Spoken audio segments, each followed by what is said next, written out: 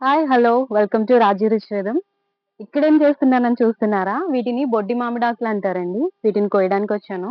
ఇవెందుకు కోస్తున్నానో video last వరకు చూడండి. మీకే అర్థమవుతుంది.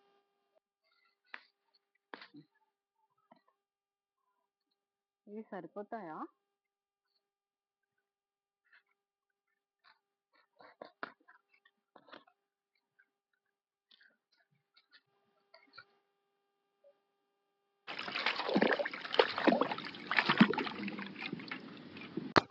ఈ వీడియోలో మీకు బెల్లం పరమాన్నం ఎలా చేయాలో చూపిస్తానండి. దీనికోసం ముందుగా ఒక 1/2 లీటర్ పాలు తీసుకొని బాగా మరిగించుకోవాలి. అదేంటి ముందే మా ఆకులన్నావు ఇప్పుడేమో పరమాన్నం అంటున్నావు అనుకుంటున్నారా? ఈ ఆకులకి ఆ పరమాన్నానికి ఉన్న లింక్ ఏంటో మీకు వీడియో లాస్ట్‌లో చెప్తాను. ముందైతే ఇలా పాలను తీసుకొని బాగా మరిగించుకోవాలి.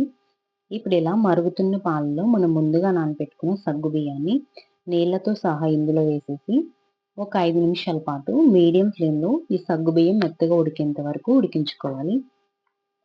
5 నిమిషాల తర్వాత చూస్తే నాకు సగ్గుబియ్యం అనేది ఇలా మెత్తగా ఉడికిపోయాయి. ఇప్పుడు ఇందులోనే ముందుగా నానబెట్టుకున్న రైస్‌ని కూడా కొద్ది కొద్దిగా యాడ్ చేసుకుంటూ మొత్తం వేసుకున్న తర్వాత ఒకసారి బాగా కలుపుకొని ఒక 15 నిమిషాల పాటు ఈ రైస్‌ని మనం ఉడికించుకోవాలి. ఈ రైస్ ఉడకడానికి మనకు కొంచెం ఎక్కువ టైమే పడుతుందండి. అలానే ఈ రైస్ అనేది మనం రెగ్యులర్‌గా తినే రైస్‌లా కాకుండా కొంచెం సాఫ్ట్‌గా ఉడికించుకోవాలి. అప్పుడే మనకి పరమాన్నం టేస్ట్ అనేది బావుంటుంది. అలానే రైస్ వేసుకున్న తర్వాత రైస్ అనేది అడుగంటకుండా మనం మధ్య మధ్యలో ఇలా కలుపుతూ ఉడికించుకోవాలి. 10 నిమిషాల తర్వాత చూస్తే నాకు రైస్ అనేది ఆల్మోస్ట్ కుక్ అయిపోయింది. మరొక 5 నిమిషాల పాటు దీన్ని ఉడికించుకున్న తర్వాత రైస్ అనేది ఇలా మెత్తగా అయిపోయింది.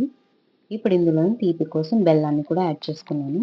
బెల్లం వేసుకున్న తర్వాత ఒకసారి బాగా కలుపుకొని బెల్లం కరగడానికి మనకి కొంచెం టైం పడుతుంది కాబట్టి ఒకసారి ఇది బాగా కలుపుకొని మరొక 5 నిమిషాల పాటు దీన్ని మీడియం ఫ్లేమ్‌లో ఉడికించుకోవాలి. 5 నిమిషాల తర్వాత నాకు బెల్లం అనేది కంప్లీట్‌గా కరిగిపోయి పరమాన్నం కలర్ అనేది ఇలా వచ్చిందండి. ఇప్పుడు ఇందులోని దంచుకున్న ఇలాచి పొడిని కూడా యాడ్ చేసుకున్నాను.